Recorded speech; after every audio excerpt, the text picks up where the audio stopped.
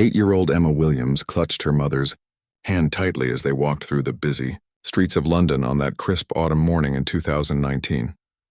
The small girl had been looking forward to this day for weeks, her first visit to Buckingham Palace. Her bright blue eyes sparkled with excitement as she wore her favorite pink dress and the small silver ring that belonged to her grandmother, a family treasure passed down through generations. Emma's mother, Sarah, worked as a nurse at a nearby hospital and had finally managed to take a day off to fulfill her daughter's biggest wish. They had saved money for months to afford this special trip to see the changing of the guard ceremony. Emma had been fascinated by stories of the Queen and the palace guards ever since her teacher showed pictures of them at school. As they approached the magnificent gates of Buckingham Palace, Emma's eyes grew wide with wonder. The golden railings gleamed in the morning sun, and tourists from all over the world gathered around, cameras ready to capture the famous ceremony. Emma pressed her face against the cool metal bars, trying to get a better view of the courtyard beyond. "Mummy, when will the guards come out?" Emma asked, bouncing on her toes with anticipation. Her mother smiled and checked her watch, explaining they still had 20 minutes before the ceremony would begin. Emma nodded eagerly and continued to peer through the gates, imagining what it would be like to live in such a grand place. The crowd began to thicken as more visitors arrived. Families with children, elderly couples with guidebooks, and groups of friends all jostled for the best viewing spots along the palace railings. Emma found herself getting pushed further back from the fence as taller people moved in front of her. She tugged at her mother's coat, worried she wouldn't be able to see anything. Just then, a commotion near the side gate caught everyone's attention. One of the Queen's guard, resplendent in his red tunic and tall bearskin hat, had stumbled slightly while adjusting his position. The heavy ceremonial rifle he carried slipped from his white-gloved hands and clattered to the ground. The sound echoing across the courtyard, the guard's face remained expressionless, as tradition demanded, but Emma could see the concern in his eyes. Palace protocol was strict. The guards were not supposed to break character or show any emotion during their duty. Yet here he was, faced with a problem that threatened to disrupt the carefully choreographed ceremony that hundreds of people had come to witness. Emma watched as the guard tried to bend down to retrieve his rifle while maintaining his rigid posture. The tall bearskin hat made it difficult for him to see properly, and his heavy uniform restricted his movement. Other guards nearby remained perfectly still, unable to help without breaking protocol themselves. The tourists around Emma began whispering and pointing. Some raised their cameras, eager to capture this unusual moment. Emma felt sorry for the guard, understanding that he must be embarrassed even though his face showed no emotion. She remembered how awful she felt when she dropped her school books in front of everyone in the cafeteria. Without thinking twice, Emma slipped away from her mother's side and ducked under the barrier rope that separated the crowd from the palace grounds.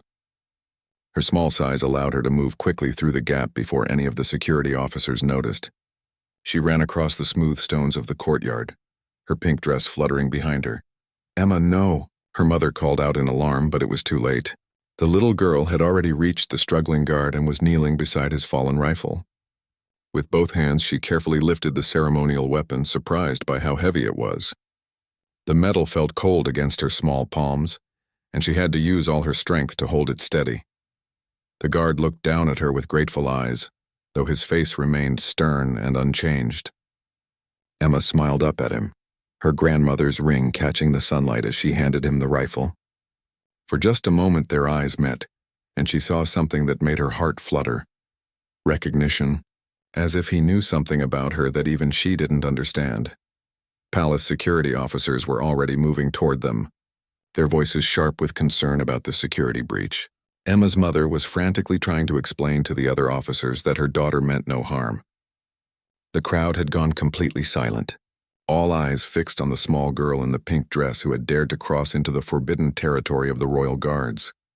As the guard took his rifle back from Emma's small hands, his white glove brushed against her grandmother's ring. The moment their skin touched, something extraordinary happened. The guard's eyes widened slightly, the first real expression Emma had seen him make. He stared at the ring on her finger with an intensity that made her feel both nervous and curious.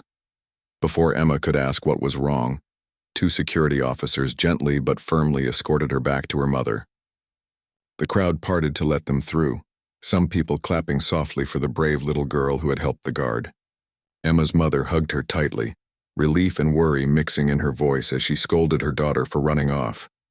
But even as her mother fussed over her, Emma couldn't stop thinking about the look in the guard's eyes when he saw her ring. It wasn't just gratitude she had seen there, it was something deeper, something that made her feel like this day would change everything.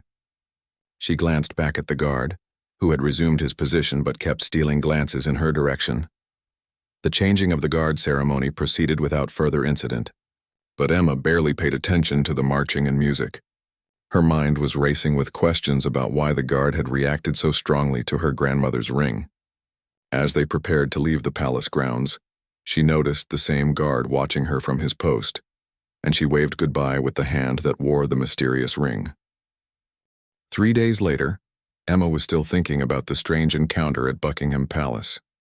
She sat in her small bedroom, turning her grandmother's ring around her finger as she had done countless times since that morning. The silver band seemed to catch the light differently now, as if it held secrets she was only beginning to discover.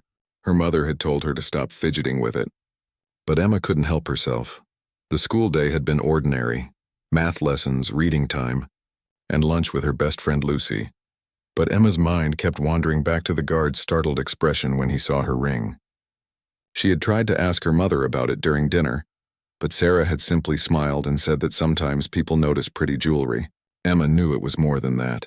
That evening, as Emma was getting ready for bed, the doorbell rang. It was unusual for anyone to visit so late, especially on a Wednesday. Emma crept to the top of the stairs and listened as her mother opened the front door. She heard a deep, formal voice that made her heart skip a beat. It sounded familiar, though she couldn't quite place it. "Good evening, Mrs. Williams. My name is James Mitchell. I apologize for calling so late, but I believe your daughter helped me at the palace a few days ago." Emma's eyes widened as she recognized the voice. It was the guard she had helped, though he sounded different without his ceremonial role to maintain. Her mother invited him inside, and Emma quietly moved closer to the banister where she could see into the living room. The man who entered was tall and dignified, wearing a simple dark suit instead of his red uniform. Without the bearskin hat, she could see he had kind brown eyes and graying hair at his temples. He looked nervous, which surprised Emma since he had seemed so confident and strong at the palace. "I hope you don't mind my visit," James continued, accepting the cup of tea Sarah offered him. "I wanted to thank your daughter properly for her kindness. What she did was very sweet, and it meant more to me than she could know." He paused, seeming to gather courage before continuing. "I also couldn't help but notice the ring she was wearing. It's quite distinctive." Emma's mother sat down across from him, curiosity evident in her voice. "Yes, that ring belonged to my mother-in-law. It's been in my husband's family for generations. Emma loves wearing it, though we don't know much about its history. My husband's mother passed away when Emma was just a baby, and she left very few details about family heirlooms." James leaned forward, his hands clasped tightly together. "Mrs. Williams, this might sound very strange, but I believe that ring has a connection to the royal family. I've served as a Queen's Guard for over 20 years, and I've seen that particular design before. There are records of similar rings being given as tokens of appreciation to people who serve the crown in special ways." Emma's heart pounded as she listened from the stairs. Her grandmother's ring was connected to royalty? She looked down at the simple silver band with its small engraved pattern, trying to see it with new eyes. It had always seemed pretty but ordinary to her, just a family treasure with no particular significance. "Are you suggesting this ring is valuable?" Sarah asked, unconsciously glancing toward the stairs where Emma was hiding. "I mean, we're not wealthy people. My husband works in construction and I'm a nurse. If this ring is worth something significant, we should probably know about it." James shook his head gently. "It's not about monetary value, Mrs. Williams. These rings were given as personal tokens, usually to commemorate acts of bravery or service. They're historically significant rather than financially valuable. But here's what concerns me. If your daughter is wearing an authentic royal token, there might be a story behind how your family came to possess it." The conversation continued for another hour, with James explaining more about the history of royal tokens and his years of service at the palace. Emma learned that he had started as a young soldier and worked his way up to become one of the senior guards. He had a deep knowledge of royal protocols and traditions, including the various ways the monarchy had honored ordinary citizens throughout history. Before he left, James made an unusual request. "Mrs. Williams, would it be possible for me to arrange for someone from the Royal Archives to examine the ring? They have experts who can authenticate these pieces and possibly trace their origins. It wouldn't cost you anything, and you'd retain ownership regardless of what they discover." Sarah agreed, intrigued by the possibility of learning more about her late mother-in-law's family history. Emma listened as they made arrangements for the following Saturday. James would escort them to a special office where historians worked to catalog royal artifacts and investigate claims about items that might have royal connections. After James left, Emma crept back to her room and stared at her reflection in the mirror. The girl looking back at her seemed different somehow, not just a regular 8-year-old anymore, but someone who might be connected to something much bigger than herself. She touched the ring gently, wondering what secrets it might reveal. Her mother came upstairs a few minutes later and found Emma still awake, sitting on her bed with the ring held up to catch the light from her bedside lamp. "What did you think of our visitor?"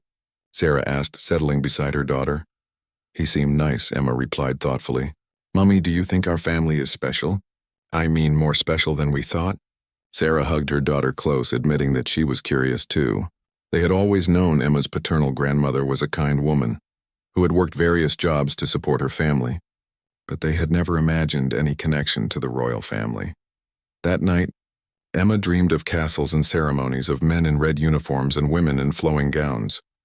In her dream, she wore her grandmother's ring proudly as people bowed respectfully to her.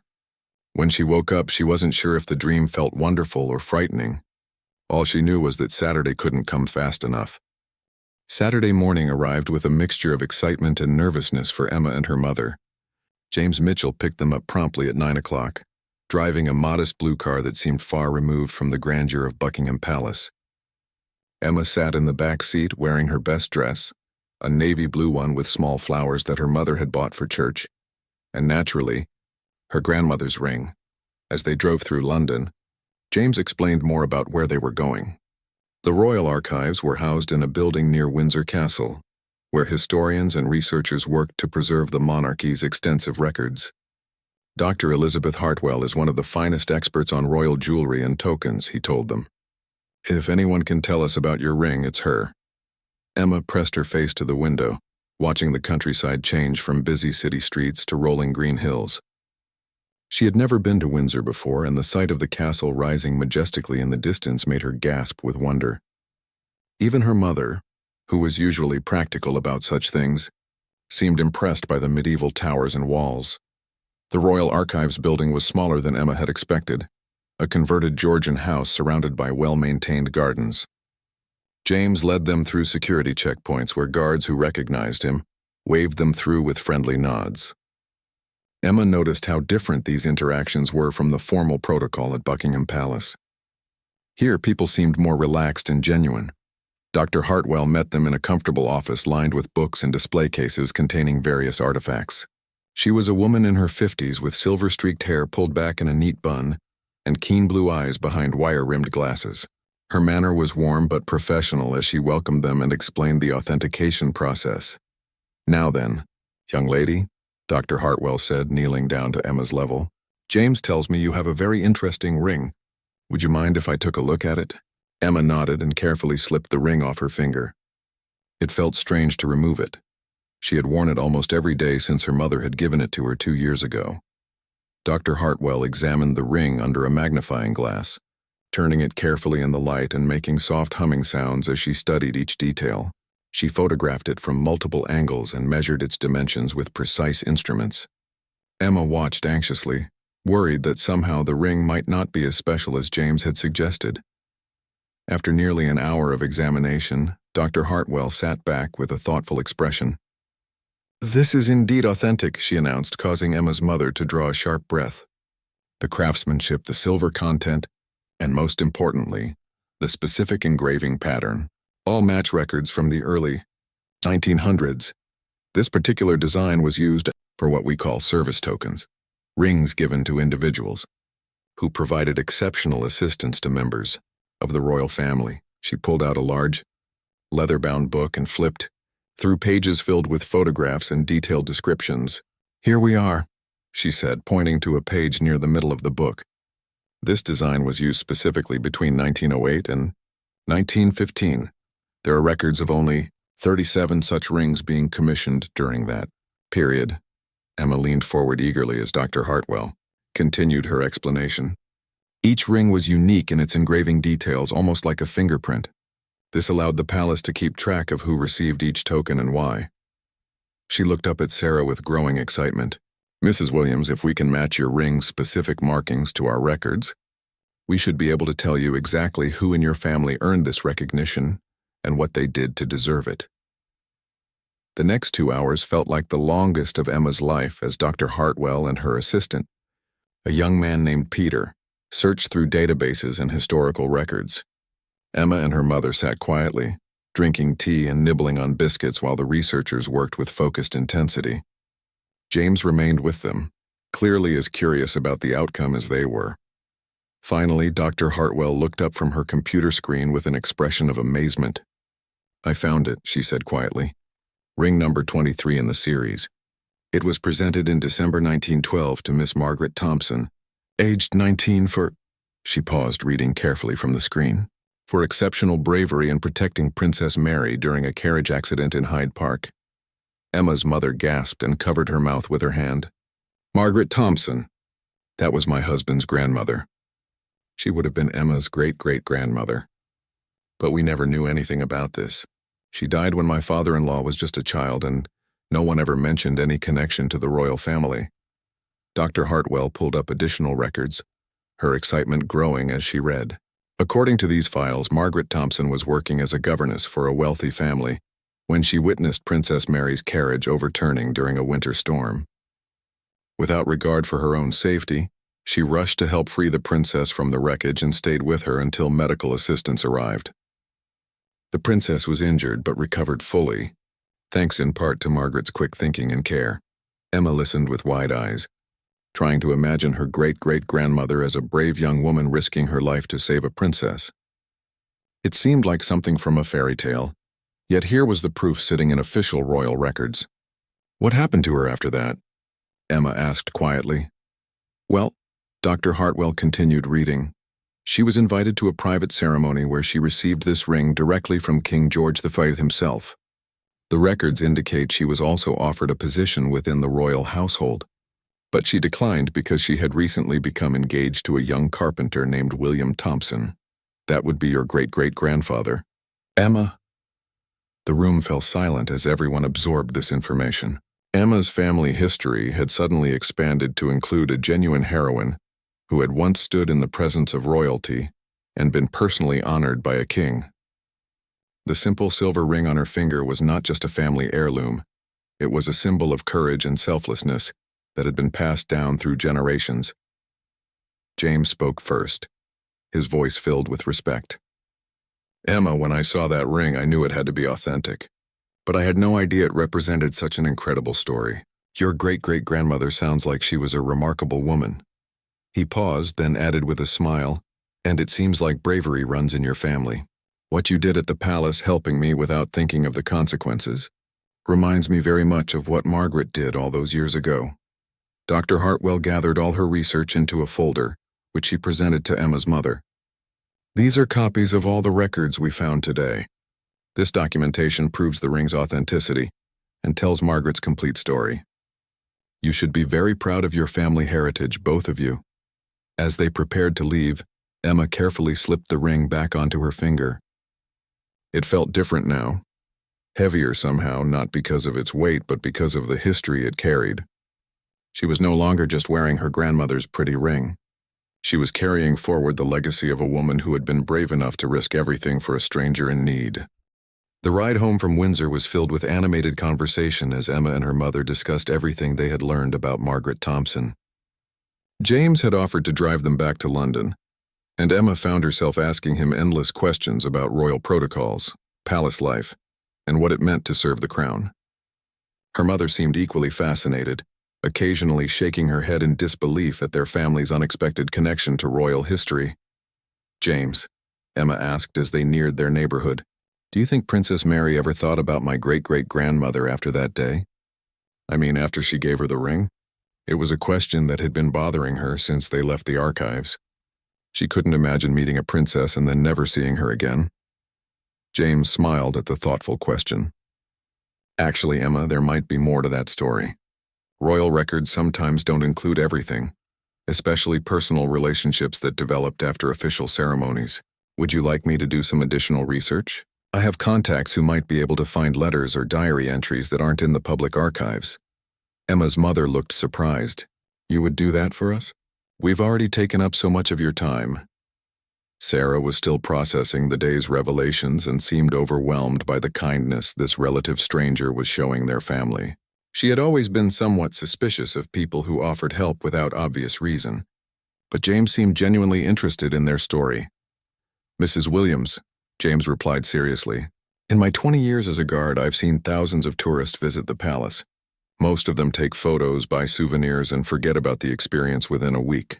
But your daughter did something different. She saw someone who needed help and acted without thinking about rules or consequences. That kind of character is rare, and it deserves recognition. When they arrived home, Emma ran straight to her room to examine her ring more closely with a magnifying glass her father used for his woodworking hobby. Under the enhanced view, she could see tiny details in the engraving that she had never noticed before. Small flowers, geometric patterns, and what looked like a crown symbol so small it was barely visible. Each marking now seemed significant, a piece of history crafted by royal jewelers more than a century ago. Her father, David, arrived home from work an hour later to find his wife and daughter poring over the documents Dr. Hartwell had provided. Sarah excitedly explained the day's discoveries while Emma showed him every detail of the ring's authentication. David listened with growing amazement, occasionally picking up the historical papers to read sections for himself. I can't believe it, he said finally, settling into his favorite armchair with a cup of tea. My grandmother always said our family had good people in it, but she never mentioned anything like this. Margaret must have been an incredible woman. He looked at Emma with pride. And apparently that kind of courage has been passed down to you, sweetheart. Emma beamed at the compliment, but also felt the weight of expectation. If her great-great-grandmother had been brave enough to risk her life for a princess, what did that mean for her own life? Would she be expected to do heroic things too? The thought was both exciting and a little scary. The next morning at school, Emma's teacher, Mrs. Patterson, noticed that she seemed distracted during lessons. Emma kept turning her ring and staring out the window, clearly thinking about something other than multiplication tables. During lunch break, she confided in her best friend Lucy about the previous day's discoveries. Lucy listened with wide eyes, occasionally gasping at particularly exciting details. So you're basically related to royalty? She asked, examining Emma's ring with newfound respect. That's the coolest thing ever.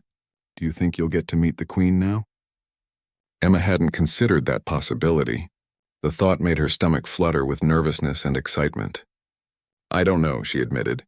James said he might find out more about what happened after my great-great-grandmother got the ring. Maybe there are letters or something that tell us if she ever saw Princess Mary again. That afternoon, when Emma arrived home from school, she found her mother on the phone with an unfamiliar number. From her mother's tone and the way she kept saying yes, of course, and that would be wonderful, Emma could tell something significant was happening. She waited impatiently until her mother finished the conversation. That was James, Sarah explained, barely containing her excitement. He's been in contact with someone at the Royal Archives, and they think they've found some private correspondence that mentions Margaret Thompson.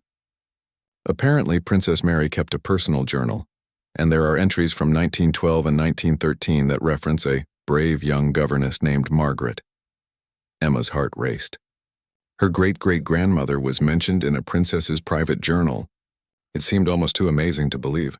What did the princess write about her? She asked eagerly. James didn't have all the details over the phone, but he's arranged for us to meet with a different researcher on Wednesday after school. This person specializes in royal personal papers, letters, diaries, things like that. They want to show us what they found and ask us some questions about our family history. The next few days passed slowly as Emma counted down to Wednesday. She found herself daydreaming during classes, imagining what it would be like to read words written by a real princess about her own family. She also spent time researching Princess Mary online with her mother, learning that she had lived until 1965 and had been known for her charitable work and dedication to public service. On Wednesday afternoon, James picked them up again, but this time they went to a different building in central London. The researcher they met was Dr. Michael Chen, a specialist in early 20th century royal correspondence. He was younger than Dr. Hartwell, but equally enthusiastic about his work. "I must admit," Dr. Chen said as he led them to a climate-controlled room filled with filing cabinets, "when James contacted me about your ring, I was skeptical. We get many claims about royal connections that turn out to be wishful thinking, but your documentation is solid. And what I've found in Princess Mary's papers suggests your family's story is even more interesting than the official. Records indicate." He opened a folder containing photocopies of handwritten pages covered in elegant cursive script. "These are excerpts from Princess Mary's personal diary, written in her own hand. With the family's permission, I can share the relevant passages with you." Emma leaned forward, eagerly as Dr. Chen began to read from the princess's century-old words. The diary entries painted a picture of a friendship that had developed between Princess Mary and Margaret Thompson, a relationship that had continued long after the carriage accident that brought them together. According to the princess's own words, Margaret had become more than just someone who had helped her during an emergency. She had become a trusted correspondent and in many ways a friend who provided the princess with insights into the lives of ordinary British people. Dr. Chen adjusted his glasses and began reading from Princess Mary's diary entries, his voice taking on a reverent tone as he shared the royal words written more than a century earlier. Emma and her mother leaned forward, captivated by the elegant handwriting visible on the photocopied pages. December 18, 1912, Dr. Chen read aloud. "I have received the most delightful letter from Miss Margaret Thompson, the brave young woman who assisted me during that dreadful carriage accident. Her words are so genuine and thoughtful, quite different from the formal correspondence I usually receive. She writes about her work with the children she tutors and her engagement to a carpenter named William. There is such joy in her descriptions of ordinary life that I find myself envious of her simple pleasures." Emma's eyes widened as she listened to the princess's own words about her great-great-grandmother. It was like hearing voices from the past, bridging more than 100 years of history. Her mother squeezed her hand gently, both of them absorbed in the remarkable revelation that their family had maintained a connection with royalty far beyond a single dramatic rescue. Dr. Chen continued with another entry. January 3, 1913. Margaret has written again, this time describing her wedding preparations. She included pressed flowers from her bouquet and a small piece of lace from her dress. Such sweet gestures from someone who owes me nothing, yet treats me as a dear friend rather than a distant royal figure. I have decided to send her a small wedding gift, a set of silver candlesticks that belonged to my grandmother." "Silver candlesticks?" Emma's mother interrupted, her voice filled with sudden recognition. "My husband's family has a pair of old silver candlesticks that supposedly belonged to his grandmother, Margaret. We use them every Christmas, but we never knew where they came from. Could they possibly be the same ones?" James leaned forward with interest. "Do you still have them? If they're the same pieces mentioned in the princess's diary, they would be another authentic royal artifact in your possession." Emma could hardly believe it. First the ring, and now possibly candlesticks that had been a personal gift from a princess to her great-great-grandmother. Dr. Chen made a note in his files. "We should definitely examine those candlesticks. Royal pieces from that era often have specific markings or hallmarks that would confirm their origin." He returned to the diary entries, finding several more references to Margaret Thompson spanning nearly 2 years of correspondence. The most interesting entry is from March 1914. Dr. Chen continued. Princess Mary writes, "I am deeply saddened to learn that my dear friend Margaret is moving to the countryside with her new husband. Our correspondence has brought me such joy and helped me understand the true concerns of my father's subjects. Margaret has taught me more about the real England than any of my official briefings. I shall miss her letters terribly, but I understand her desire to start fresh in a place where her royal connection will not make her the subject of local gossip."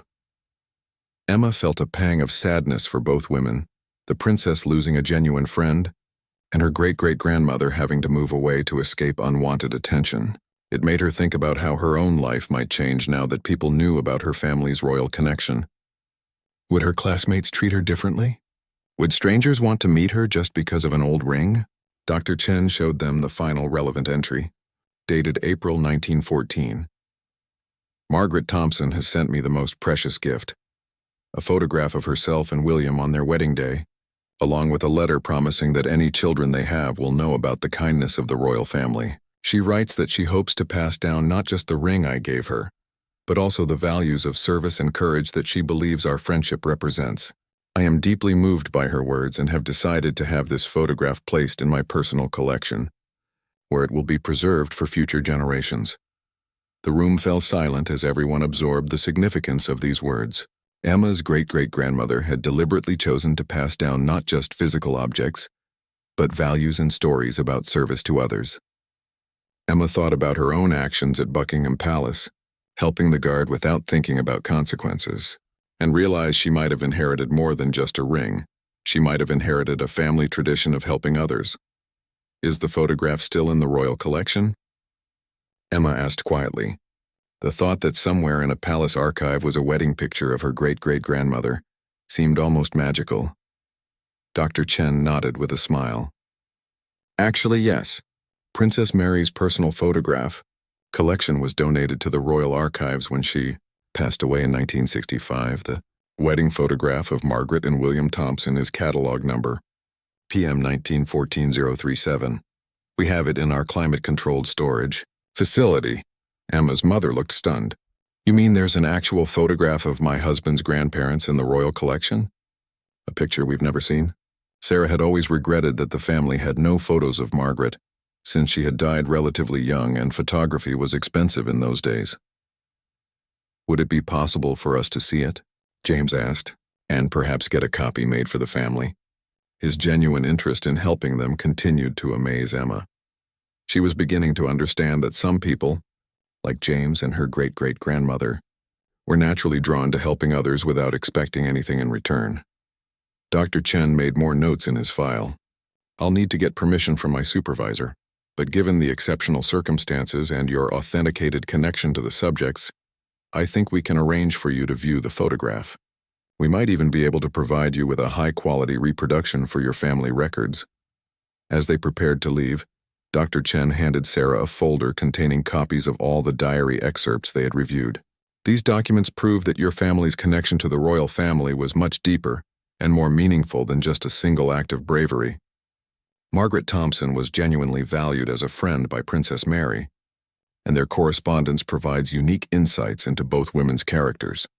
Walking back to James's car, Emma felt overwhelmed by everything they had learned.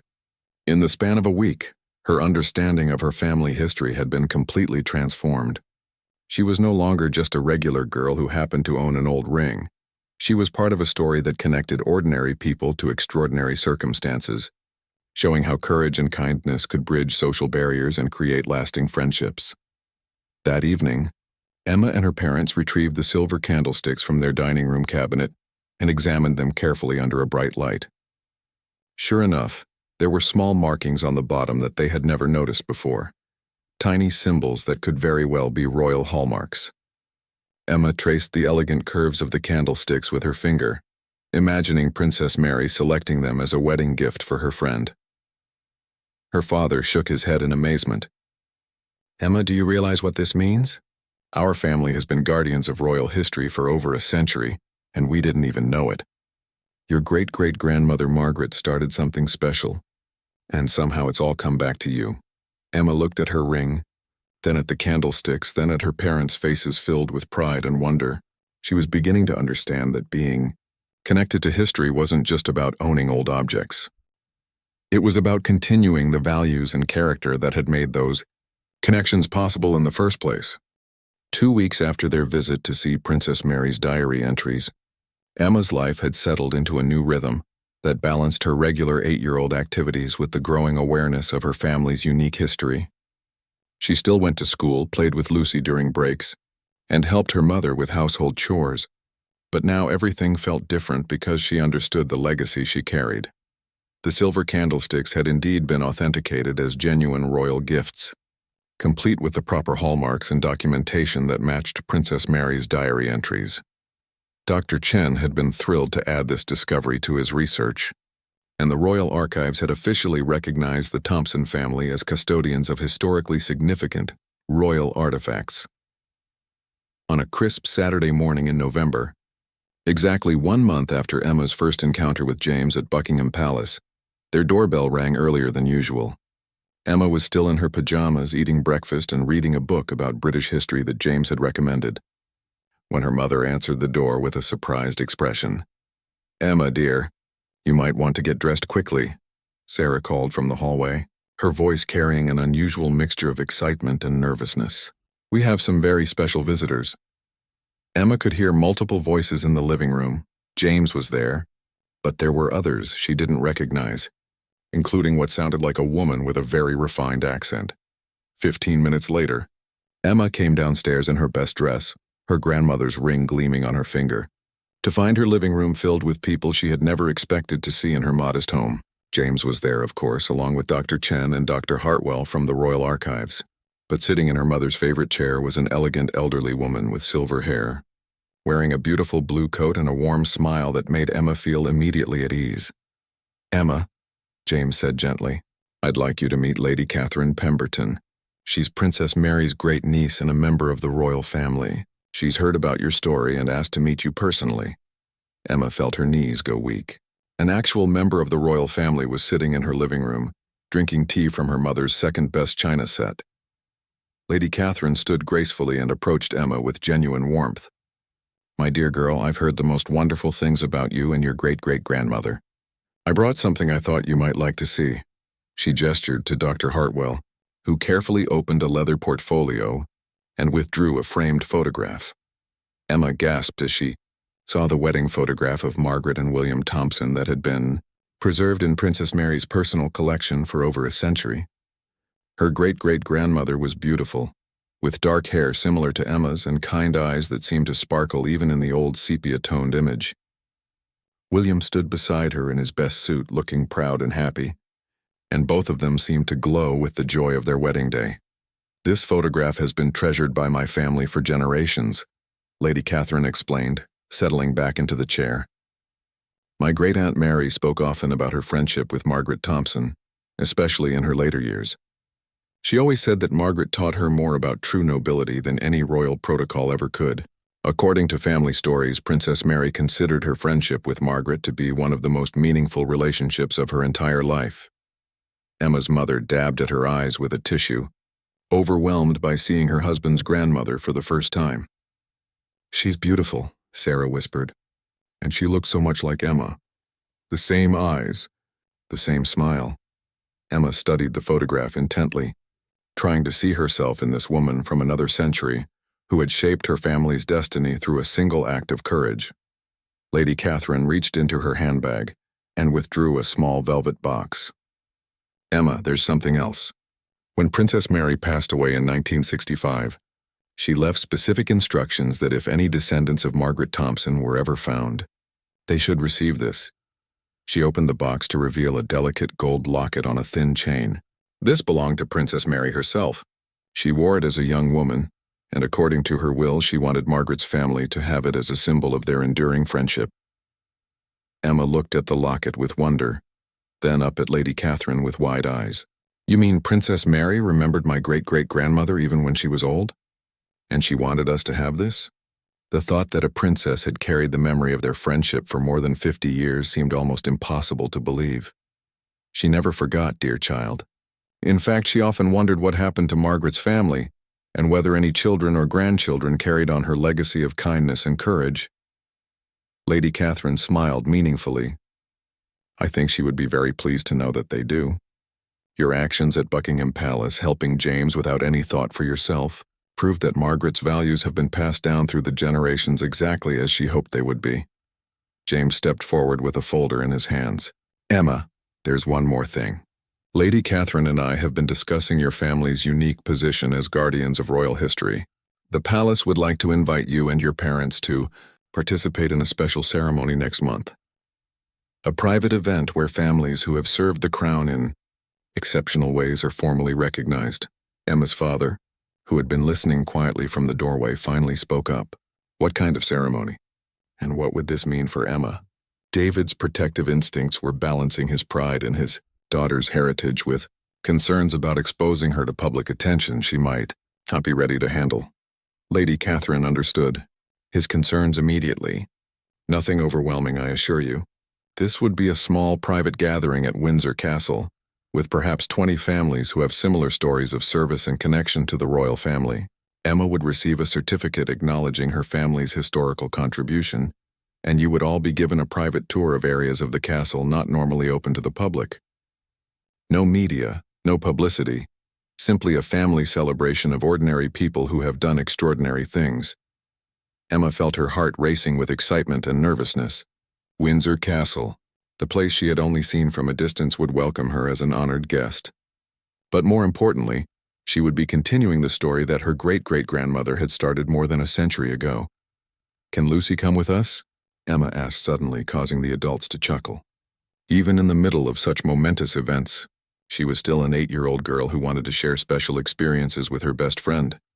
I think that can be arranged, Lady Catherine replied with a warm laugh.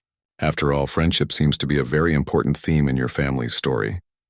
Margaret valued her friendship with Princess Mary, and Princess Mary treasured that connection for the rest of her life. It seems fitting that you should be able to share this experience with someone special to you. As the visitors prepared to leave, Dr. Hartwell presented Emma's family with a complete archive of all the documents they had discovered: photographs, diary excerpts, authentication certificates, and historical records that told the full story of Margaret Thompson's connection to the royal family. These belong with your family, she said firmly. They're part of your heritage now. Emma carefully put on the gold locket that had once belonged to Princess Mary, feeling the weight of history and responsibility settling around her neck, alongside her great-great-grandmother's ring on her finger. She was no longer just wearing family jewelry. She was carrying forward a legacy of courage, kindness, and service that had been recognized at the highest levels of British society. That evening, as Emma lay in bed wearing both pieces of royal jewelry, she thought about Margaret Thompson and Princess Mary, two women from very different worlds who had found friendship through shared values. She thought about James, who had recognized the significance of her ring and opened the door to this incredible journey. Most of all, she thought about the ceremony at Windsor Castle and what it would mean to represent her family in such an important way. Outside her bedroom window, London continued its busy rhythm, full of millions of people going about their daily lives. But Emma knew now that sometimes, in the most unexpected moments, ordinary people could step into extraordinary circumstances and change not just their own destinies, but the lives of others in ways that echoed through generations. Her great-great-grandmother had saved a princess and gained a friend. Emma had helped a guard and discovered her family's remarkable history.